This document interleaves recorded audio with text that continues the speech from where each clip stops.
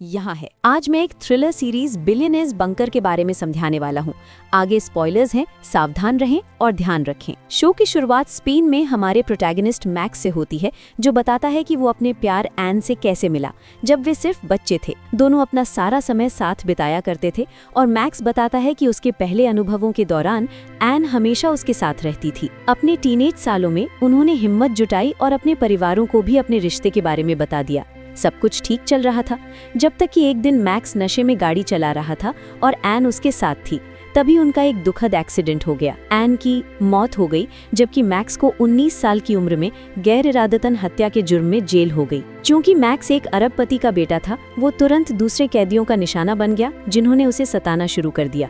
शुरू में वो उन्हें पैसे देकर शांत रखता था, जो उसकी दादी ने अधिकारियों को रिश्वत देकर उसे दी गई किताबों में छिपाकर भेजे थे।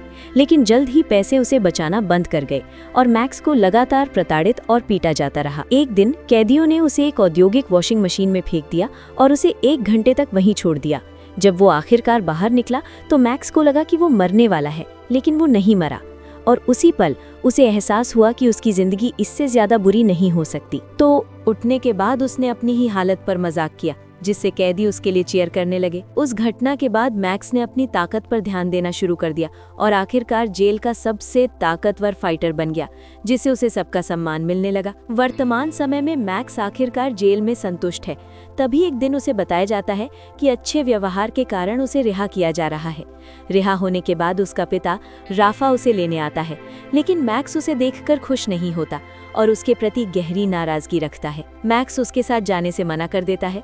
तब राफा समझाता है कि उसी ने उसके रिहाई की मांग की थी और बताता है कि द्वितीय विश्व युद्ध शुरू होने वाला है, इसलिए राफा ने अपने परिवार के लिए एक गुप्त लग्जरी बंकर सुरक्षित कर लिया है और मैक्स को बताता है कि उसकी माँ और दादी पहले से ही वहाँ हैं। इसके बावजूद लड़का उसके साथ जाने से मना कर देता है, लेकिन जब राफा उसे बताता है कि एन का परिवार भी वहाँ होगा, तो मैक्स आखिरकार अपना मन बदल लेता है। आखिरकार वो उन लोगों के साथ बंद होकर रहने का आदी हो चुका है जो उससे नफरत करते हैं। बंकर के रास्ते में मैक्स और राफा सड़कों पर घबराए हुए लोगों को देखते हैं, जो सूटकेस लेकर इधर उधर भाग रहे होते हैं। इसके बाद राफा अपने बेटे को बंकर के बारे में बताता है, जो एक झील के तल में स्थित है और जिसे 7 साल की निर्माण प्रक्रिया के बाद पूरा किया गया था।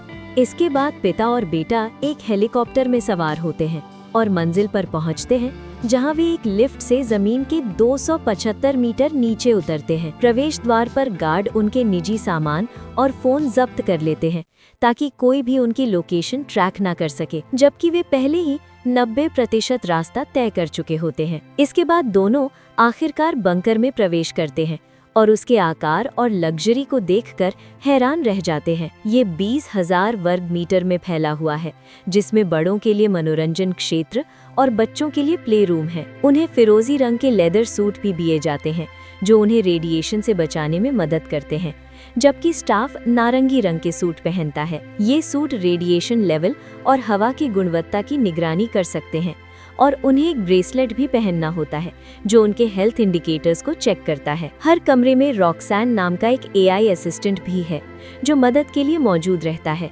और खिड़की के बाहर का दृश्य भी बदल सकता है। इसके बाद मैक्स अपनी माँ फ्रेडा और अपनी दादी विक्टोरिया से मिलकर उत्साहित हो जाता है, जो कैंसर से पीड़ित हैं। इतने लंबे समय बाद दोबारा मिलकर परिवार बहुत खुश होता है और जल्द ही दूर खड़े एन के परिवार पर मैक्स का ध्यान जाता है। इसमें एन के पिता गम्मो, उनकी नई पत्नी मिमी और उनकी बेटी एशिया शामिल है। एशिया और गम्मो मैक्स को देखकर खुश नहीं लगते, क्योंकि वे अभी भी एन की मौत के लिए उसे दोष देते हैं। मैक्स उनसे शांति बनाने के लिए उनके पास जाता है, लेकिन वे उसे माफ करने से इनकार कर देते हैं और सिर्फ उसका अपमान करते हैं। पता चलता है कि एशिया न सिर्फ अपनी बहन की मौत के लिए मैक्स को दोष देती है, बल्कि अपनी माँ की मौत के लिए भी, जो एन की मौत के कुछ समय बाद ही चल बसी, क्योंकि वे इस दुख को सहन नहीं कर पाईं। फिर भी दोनों परिवार एक ही मेज पर बैठते हैं और एशिया सीधे मैक्स से पूछती है कि दुर्घटना वाली जगह से भागते समय और एन को मरने के लिए छोड़ते हुए उसे कैसा महसूस हुआ था। मैक्स इस सवाल से असहज हो जाता है, लेकिन इससे पहले कि एशिया कुछ और कहे, बाकी लोग उसे शांत होने के लिए कहते हैं। डिनर के दौरान बंकर की निर्माता मनूरवा आती है और सभी मेहमानों का अभिवादन करती है। साथ ही उन्हें दुनिया की स्थिति के बारे में जानकारी देती है। वो बताती है कि नॉर्वे पर आक्रमण के जवाब में नाटो रूस पर बमबारी कर रहा है और दूसरे देशों में भी स्थिति और बिगड़ गई है। वो सभी मेहमानों से पूरा सहयोग मांगती है और साफ कर देती है कि इस जगह की जिम्मेदारी उसी के हाथ में है, इसलिए सभी को नियमों का पालन करना होगा। अपने कमरे में लौटने पर गम्मो मैक्स की मौजूदगी से बहुत गुस्से में दिखता है और खुद को शांत नहीं कर पाता। मीमी उसे सांत्वना देने की कोशिश करती है, लेकिन वो आदमी अचानक बता देता है कि वो उससे प्यार नहीं करता और ना ही उसकी परवाह करता है। वो मानता है कि जब वे प्रेमी थे और वो अपनी पत्नी को धोखा दे रहा था, तब ये सब सिर्फ मजे के लिए था। उसने मीमी से शादी सिर्फ इसलिए की क्योंकि वो अपनी पत्नी और बेटी की मौत से टूट चुका था। ये बात मीमी को गहराई से चोट पहुंचाती है और वो रोने लगती है, लेकिन गम्मो को कोई फर्क नहीं पड़ता। दूसरी ओर मैड्स एशिया से बात करने के लिए उसके पास जाता है, लेकिन एक बार फिर वो गुस्से और अपमान के साथ जवाब देती है। तब वो उसे एन का फोन देता है, जो वो दुर्घटना स्थल से जाते समय अपने साथ ले गया था। वो कहता है कि वो एन से इस दुनिया में किसी भी चीज से ज्यादा प्यार करता था और एशिया से इतनी नफरत अपने दिल में रखने से मना करता है। इसके बाद एशिया अपने कमरे में भाग जाती है, जहां वो अपनी बहन और मैक्स के दिल को छू लेने वाले वीडियो देखने लगती है, जिससे उसके चेहरे पर मुस्कान आ जाती है। देखो, उसे मारने से पहले वो कितना प्यारा था। दूसरी ओर हम देखते हैं कि राफा और गम्मो बार में शराब पी रहे होते हैं, जहां राफा उसे अपने बेटे को माफ करने की कोशिश करने के लिए कहता है। अचानक एक जोरदार कंपन पूरे बंकर को हिला देता है। लाइटें बंद हो जाती हैं और दीवारें कांपने लगती हैं। हर तरफ हफड़ा तफड़ी फैल जाती है। इसलिए लोगों से कहा जाता है कि वे बंकर की सबसे सुरक्षित जगह यानी डोम में चले जाएं। अफरा तफरी के बीच डरी हुई एशिया अपने पिता को बेतहाशा ढूंढने लगती है। जब वह अपने पिता को राफा और मैक्स के साथ उसकी मदद करते हुए देखती है, इसके बाद वे सभी एक लिफ्ट में सवार होते हैं, लेकिन रास्ते में वो अचानक खराब हो जाती है, जिससे सभी डर जाते हैं। किस्मत से इमरजेंसी ब्रेक सक्रिय हो जाते हैं, जिससे वे सभी सुरक्षित रूप से डोम तक पहुंच जाते हैं। वहां पहुंचकर वे अपने सामने कई स्क्रीन देखते हैं, जिन पर दुनिया भर में फैल रहे प्रलय से जुड़ी अलग अलग न्यूज़ रिपोर्ट दिखाई जा रही होती हैं। शहर ढह रहे हैं, सड़कों पर आग भड़क रही है और बड़ी संख्या में लोग मर रहे हैं। मनूरवा घोषणा करती है कि बंकर से कुछ ही मील दूर एक न्यूक्लियर बम फटा है, लेकिन वहां उन्हें भरोसा दिलाती है कि वे वहां सुरक्षित हैं। हालांकि हालात और भी बदतर हो जाते हैं जब एक बहुत बड़ा धमाका होता है, जिससे लाइटें बंद हो जाती हैं और टीवी का सिग्नल भी चला जाता है। नहीं, कर्दाशियंस नहीं। अंधेरे में राफा चौंकाने वाला खुलासा करता है और अपने तथा गम्मो के परिवार को बताता है कि हादसे वाली रात मैक्स को भागने का आदेश उसी ने दिया था। असल में मैक्स बहुत ज्यादा नशे में था, इसलिए राफा जानता था कि दोष उसी पर आएगा और उसने अपने बेटे को भाग जाने के लिए कहा। मुकदमे के दौरान मैक्स लगभग इस हादसे से बरी हो गया था, लेकिन राफा ने अचानक अपना मन बदल लिया। वह सही काम करना चाहता था, इसलिए उसने आखिरकार अपने बेटे के खिलाफ गवाही दी और उसे जेल भिजवा दिया, जो बताता है कि मैक्स अपने पिता से इतना नाराज क्यों था। ये सुनकर विक्टोरिया बहुत गुस्सा हो जाती है और अपने पोते को जेल भेजने के लिए राफा को डांटना शुरू कर देती है, और वह अपनी बेटी फ्रेडा को भी इतने कमजोर आदमी से शादी करने के लिए डांटती है। लेकिन फ्रेडा अपनी माँ के हद से ज्यादा हावी रहने वाले व्यवहार को लेकर उसका सामना करती है, जिसने आखिरकार उसे राफा से प्यार तलाशने के लिए मजबूर कर दिया। वो चौंकाने वाला खुलासा करती है कि उसने कभी राफा से प्यार नहीं किया और उससे सिर्फ अपनी जहरीली माँ के बावजूद शादी की, जिसने उसे कभी वो प्यार नहीं दिया जिसकी उसे जरूरत थी। इससे विक्टोरिया गहराई से प्रभावित होती है, जबकि राफा ये जानकर टूट जाता है कि उसकी पत्नी ने उससे कभी प्यार नहीं किया। ऐसा लगता है जैसे पैसा हर किसी को सोशियोपैथ बना देता है। हालांकि उनकी बातचीत तब रुक जाती है जब मनूरवा घोषणा करती है कि उसके 2 कर्मचारी एंटीना ठीक करने के लिए कैमरों के साथ सतह पर जाने की तैयारी कर रहे हैं। इसके बाद बंकर के मेहमान लाइव प्रसारण देखते हैं, जिसमें सुरक्षात्मक सूट पहने 2 लोग सतह पर पहुंचते हैं, जहां वे जलती हुई सड़कों पर पड़ी लाशों को देखकर स्तब्ध रह जाते हैं। अचानक उनमें से एक का दस्ताना रेलिंग में फंस जाता है और दूसरा उसे बड़ी मुश्किल से छुड़ाता है, लेकिन इस प्रक्रिया में दस्ताना फट जाता है और उस आदमी को रेडिएशन की एक खुराक मिल जाती है, जिससे वो दर्द से चीखने लगता है। उसी समय कैमरा भी बंद हो जाता है, जबकि सभी मेहमान बाहर गए लोगों की सलामती को लेकर चिंतित होने लगते हैं। लेकिन मनूरवा शांत रहती है और मेहमानों से कहती है कि वो उन्हें आगे की जानकारी देती रहेगी और डोम से बाहर चली जाती है। वो जल्द ही कंट्रोल रूम में पहुंचती है, जहां वो उत्साह से अपने कर्मचारियों को, अरबपतियों को उनकी सिमुलेशन पर विश्वास दिलाने के लिए बधाई देती है। एक चौंकाने वाले मोड़ में हमें पता चलता है कि कोई प्रलय नहीं हुआ है और मनूरवा और उसकी टीम ने एक धोखाधड़ी रची थी, ताकि अरबपतियों को यकीन दिलाया जा सके कि परमाणु युद्ध शुरू हो चुका है।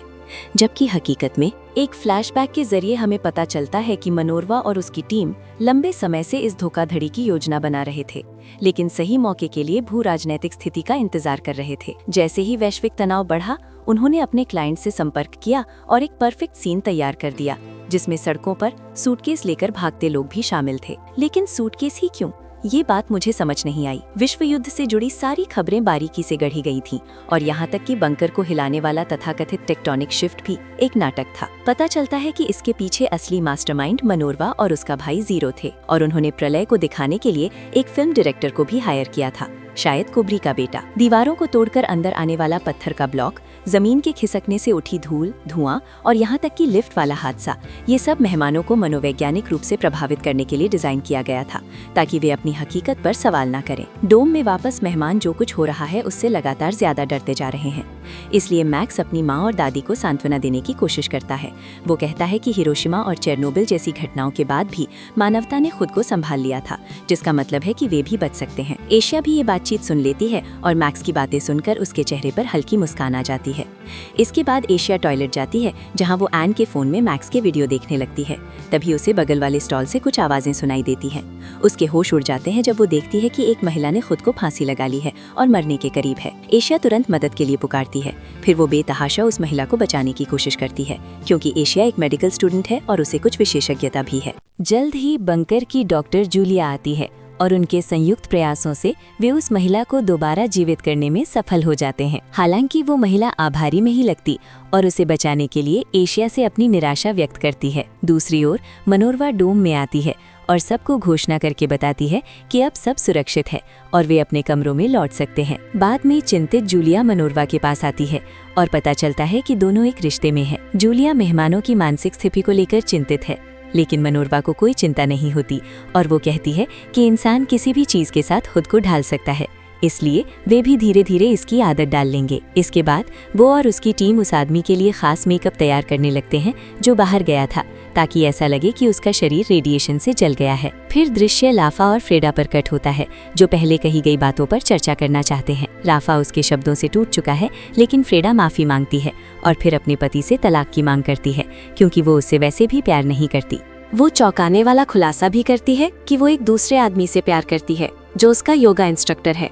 राफा बुरी तरह टूट जाता है और इसे स्वीकार करने में संघर्ष करता है, लेकिन फ्रेडा साफ कर देती है कि वो अपना फैसला पहले ही कर चुकी है और दूसरे कमरे में सोने चली जाती है और अपना डाउनवर्ड डॉग करने भी। बाद में परेशान राफा खाने के लिए डाइनिंग हॉल जाता है, लेकिन स्टाफ मना कर देता है क्योंकि वे हर चीज को सख्ती से राशन में बांटते हैं और अतिरिक्त नहीं दे सकते। हालांकि राफा इसे मानने से इनकार कर देता है और जबरदस्ती खाना खाने लगता है। तब मनोरमा उससे निपटने के लिए याको नाम के एक गार्ड को भेजती है। याको राफा से खाना वापस रखने को कहता है और जब वो मना कर देता है तो गार्ड उसे टेजा से झटका दे देता है। ये मैक्स देख लेता है, जो तुरंत अपने पिता की रक्षा के लिए दौड़ता है और याको से लड़ने लगता है। मैक्स एक कुशल फाइटर होने के कारण आसानी से गार्ड को काबू कर लेता है और उसका टेजर भी ले लेता है, लेकिन जल्द ही कई और लोग वहां आ जाते हैं।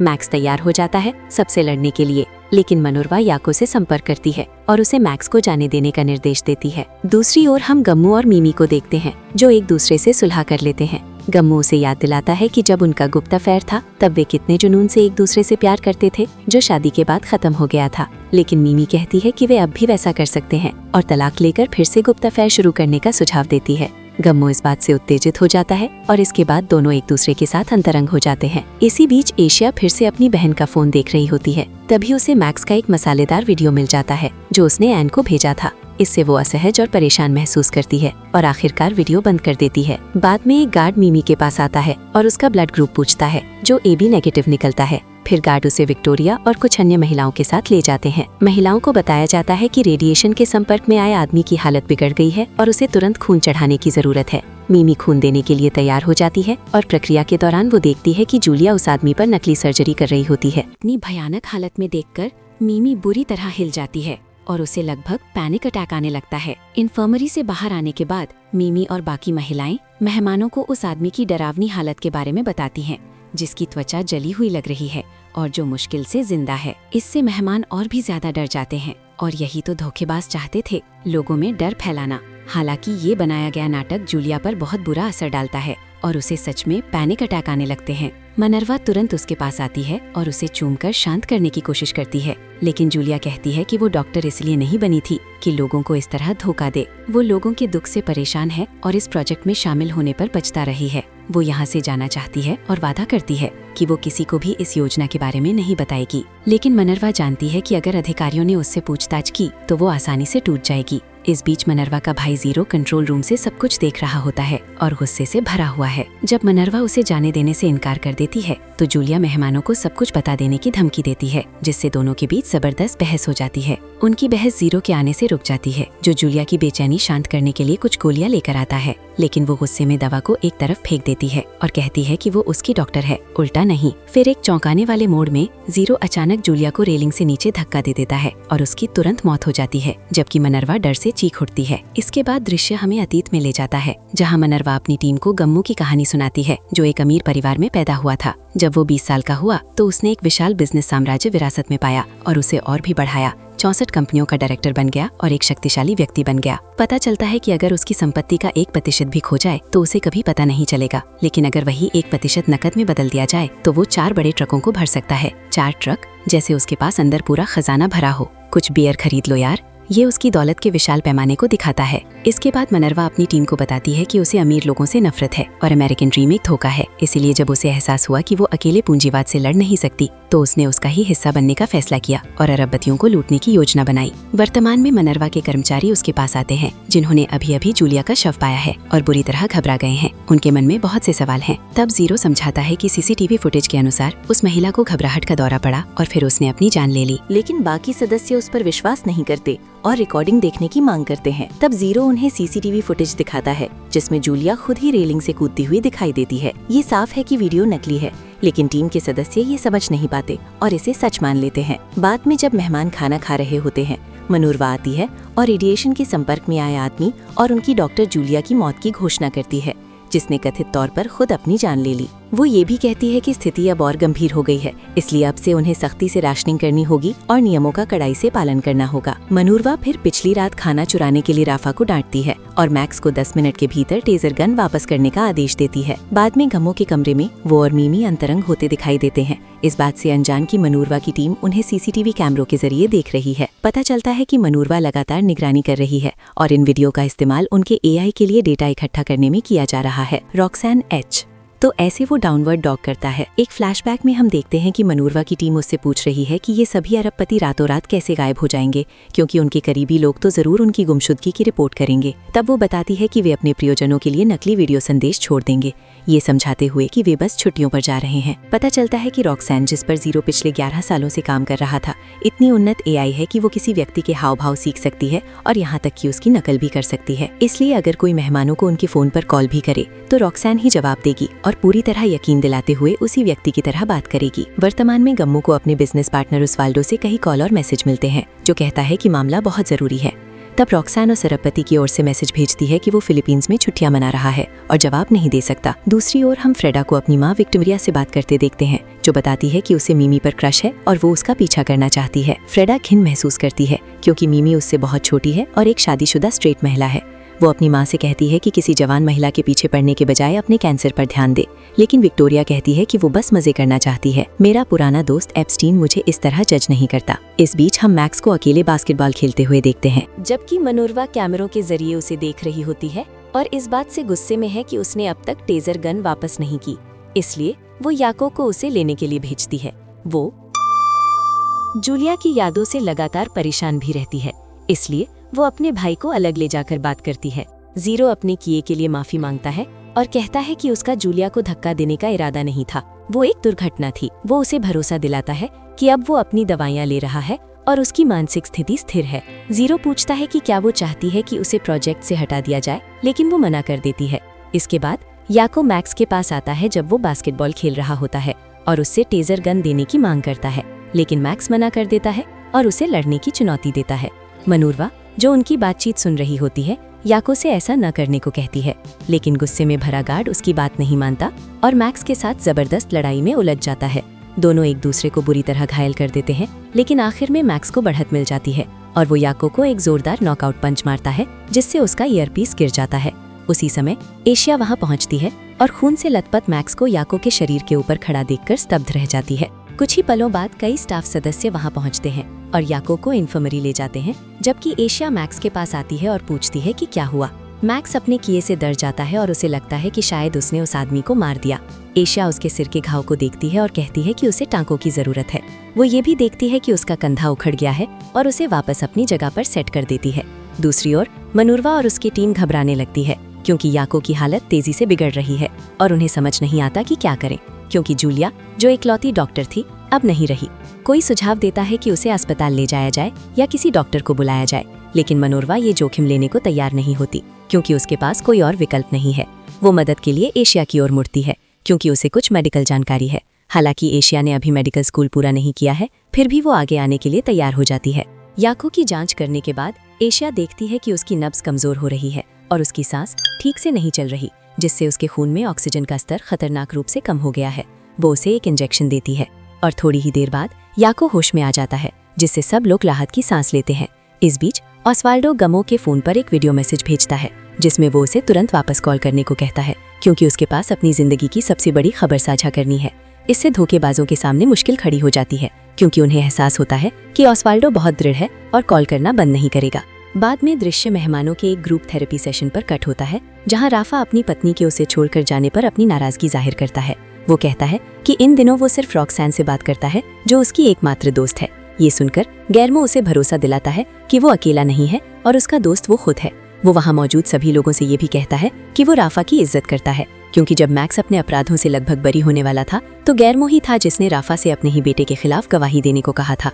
आखिरकार राफा ने अपने दोस्त की बात मानी और अपने बेटे को जेल भेज दिया, जिसके लिए गम्मो हमेशा उसका आभारी रहेगा। बाद में दोनों आदमी स्पा जाते हैं जहां गम्मो अपने दोस्त से कहता है कि वो फ्रेडा को भूलकर आगे बढ़े और यहाँ तक कि उसे किसी दूसरी महिला से मिलवाने की भी बात करता है। फिर दोनों एक महिला कर्मचारी से दोस्ती कर लेते हैं और बाद में उसके साथ ड्रिंक पर मिलने का फैसला करते हैं। दूसरी ओर विक्टोरिया मिमी के पास जाती है और उसके करीब आने की कोशिश करती है, जिसे फ्रेडा देख लेती है और उसे ये बहुत अजीब लगता है। विक्टोरिया गेर्मो के बारे में बुरा बोलना शुरू कर देती है और दावा करती है कि उसने अपनी पिछली पत्नी को कई बार धोखा दिया और उसे बहुत दुख दिया। फिर वो मिमी की तारीफ करती है कि उसने गम्मो को एक वफादार और ईमानदार आदमी बना दिया, जो साफ तौर पर सच नहीं है। उसी समय मेहमानों में से एक को एक नागरिक का सिग्नल मिलता है जो एक विमान में है और उतरने के लिए जगह ढूंढ रहा है। समूह उससे संपर्क करने की कोशिश करता है, लेकिन कनेक्शन बहुत खराब होता है और जल्द ही उन्हें ऐसा लगता है जैसे विमान दुर्घटनाग्रस्त हो गया हो। इससे सब घबरा जाते हैं, लेकिन उन्हें ये नहीं पता कि ये भी मनरवा की टीम द्वारा रचा गया एक और सावधानीपूर्वक योजना बनाया गया नाटक है ताकि उनका डर और बढ़ाया जा सके। दूसरी ओर एशिया मैक्स के घावों पर टांके लगाती हुई दिखाई देती है और मैक्स उसे स्नेह भरी नजरों से देखता है। इससे एशिया के लिए ध्यान लगाना मुश्किल हो जाता है क्योंकि साफ हो जाता है कि उसके मन में उसके लिए भावनाएं विकसित होने लगी हैं। वो अभिभूत महसूस करती है और घबराहट में भाग जाती है, जिससे मैक्स ये समझ नहीं पाता कि अभी क्या हुआ। इस बीच गम्मो के फोन पर ऑस्वाल्डो एक संदेश भेजता है कि वो फिलीपींस आकर उससे व्यक्तिगत रूप से मिलेगा। इससे मनोरवा और उसकी टीम में घबराहट फैल जाती है क्योंकि अगर ऑस्वाल्डो फिलीपींस एम्बेसी से संपर्क करता है तो वो तुरंत जान जाएगा कि गेर्मो वास्तव में वहाँ कभी गया ही नहीं, और अगर वो स्पेनिश एम्बेसी से संपर्क करता है तो उसे पता चल जाएगा कि गेर्मो ने देश कभी छोड़ा ही नहीं।